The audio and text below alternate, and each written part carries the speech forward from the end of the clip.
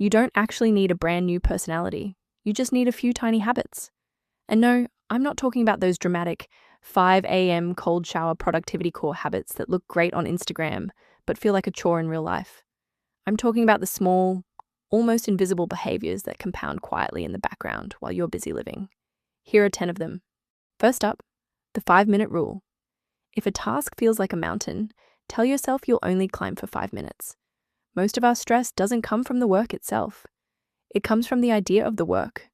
Once you break the seal of starting, the resistance usually evaporates. Remember, starting is always more important than finishing. Number 2, make your bed immediately after waking. Look, this isn't about being a neat freak. It's about winning your very first decision of the day. When you smooth those sheets, you're telling your brain, I am someone who completes things. Momentum is a snowball, and this is the first push. Don't try to write a memoir every night. You'll quit by Tuesday. Instead, try the one-line journal. Just one sentence. Today, I feel accomplished because I tackled my to-do list yesterday. It takes 20 seconds, but over time, it builds a map of your emotional patterns. Self-awareness is a superpower, but it's built in inches.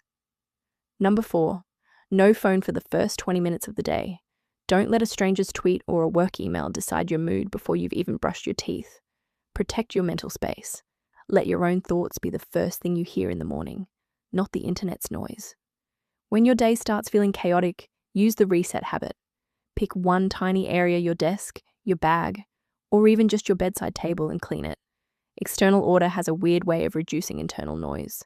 When your physical space is under control, your mind usually follows suit. Number 6, the pause. Before you reply in anger or snap back at a comment, pause for exactly 5 seconds. It's the difference between an automatic reaction and an intentional response. That tiny gap is where your character lives, and it can save your relationships. This one is practical. Drink a full glass of water before your first coffee. We often mistake dehydration for fatigue. Your brain runs on water first and caffeine second. Give your system the fuel it actually needs before you hit the turbo button. The eat the frog advice is intimidating. Instead, try the tiny version. Just touch the hardest task. Open the document. Read the first line of the email. Don't commit to finishing it, just face it. Avoidance shrinks the moment you look it in the eye. Number 9, walk without your phone, even if it's just 5 minutes around the block. We are constantly consuming input. Creativity and clarity only happen when we stop the intake and let our brains process what's already there. Let yourself be bored for a moment. It's where the best ideas hide. Finally, end your day with one win. Before you close your eyes, ask, what did I do right today? We're wired to obsess over our failures, but you need to train your brain to look for progress. Fall asleep thinking about a victory, no matter how small. Real change doesn't require a dramatic reinvention. It comes from these small, repeated behaviors that eventually become who you are.